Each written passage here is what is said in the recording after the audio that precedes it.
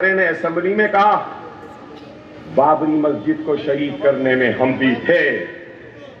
کیا یہ غلط ہے کہ بال ٹھاکرے نے کہا ہاتھ نہیں میرا پیر تھا؟ کیا یہ غلط ہے؟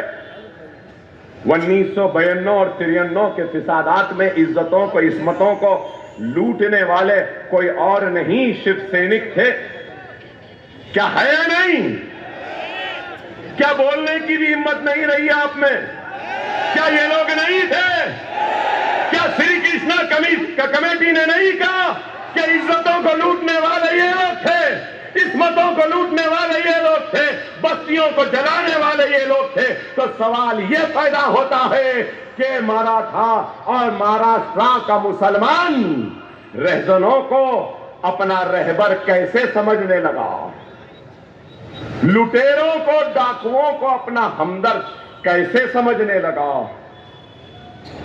ہماری عزتوں کو لوٹنے والے ظالموں کو محسن سمجھنے لگا؟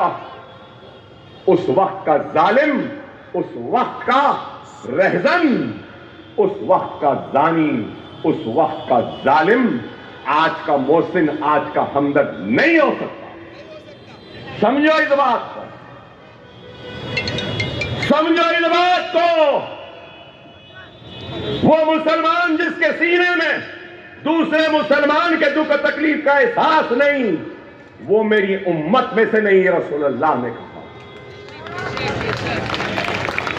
وہ لٹی ہوئی عصمت و آبرو والی میری بہن چیخ کر کہہ رہی ہے، اے ممرا والو، مجھ پہ ظلم و ستم کرنے والوں کو تم ساتھ نہیں دینا.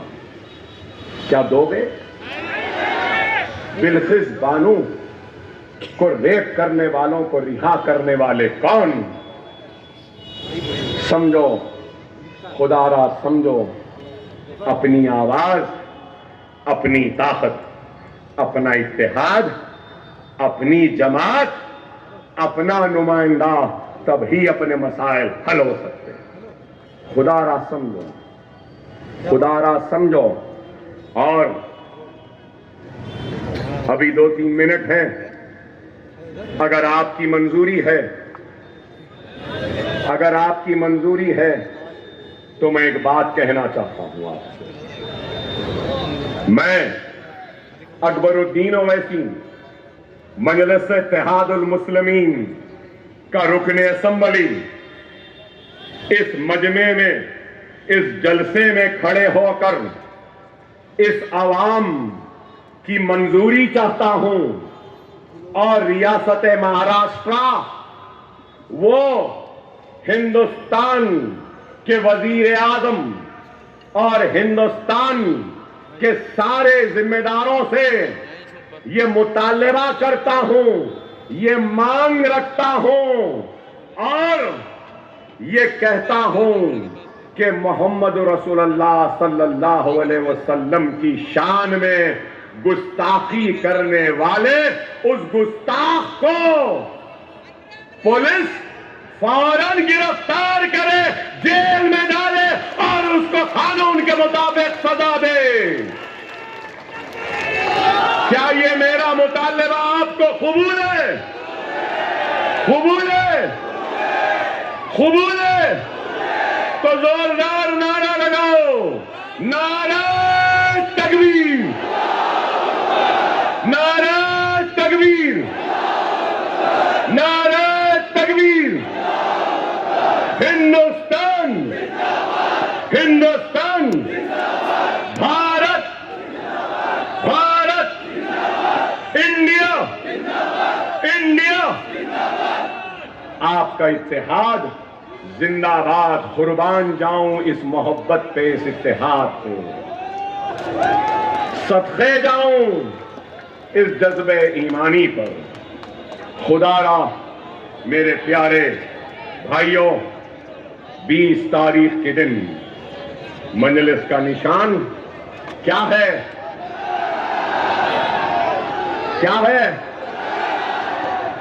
23 تاریخ کے دن یا 20 کے بعد پھر اکبر اویسی کو بلانا ہے، بلانا ہے، مجھے آنا ہے. تو آپ کو جتانا ہے، جتا دو آؤں گا، جتا دو آؤں گا، آپ کے بیچ میں رہ کے زوردار جشن منائیں گے نا، اور فضاؤں میں تکبیر کے نعروں کو گنجائیں گے، اور ممرا میں محمد مصطفیٰ صلی اللہ علیہ وسلم کی محبت کو بانٹیں گے۔ میں صرف آپ سے کہوں گا کہ وقت اور حالات کی نزاکت کو سمجھو، منظم ہو جاؤ، متحد رہو، ہم رہے یا نہ رہیں، جماعت رہے گی، اتحاد کو قائم رکھو۔ اگر ہم مر جائیں گے تب بھی جماعت قائم رہے گی۔ خدا را منظم رہو، متحد رہو، اور میں اللہ کی بارگاہ میں ہاتھ اٹھا کر دعا کرتا ہوں کہ اے اللہ تو میرے ملک ہندوستان کی حفاظت فرما۔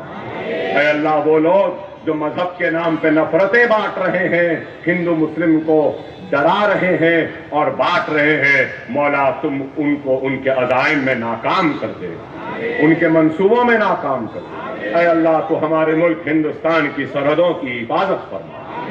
اے اللہ ہندوستان کی بے روزگاری کو دور کر فرما۔ اے اللہ ہندوستان کے جو لوگ بے گھر ہیں ان کو گھر دلوا دے۔ اے اللہ ہندوستانیاں جو پریشان ہے مہنگائی سے، اس مہنگائی کو کم کر دے۔ اے اللہ اس محفل میں جتنے ہمارے بھائی شریک ہیں، مولا ان کی مصیبتوں میں غیب سے مدد فرما۔ اے اللہ ان کی پریشانیوں کو دور فرما۔ ہمارے گھروں میں بچیاں بیٹھی ہیں، ان کے شادیاں کروا دے۔ ہمارے بچے بے روزگار ہیں، ان کو روزگار دلا دے۔ اے اللہ ایک آخری ٹمٹماتا ہوا دیا ہے مجلس، مولا اس دیے کو بجھنے سے بچا لے۔ اے اللہ تو اس عوام کے دلوں میں مجلس کی محبت کو ڈال دے اور مجلس کے امیدواروں کو کامیاب کر۔ اے اللہ رسول اللہ کی شان میں گستاخی کرنے والوں سے مقابلہ کرنے کی ہم کو طاقت دے، ہم کو قوت دے۔ وآخر دعوانا الحمدللہ رب العالمین۔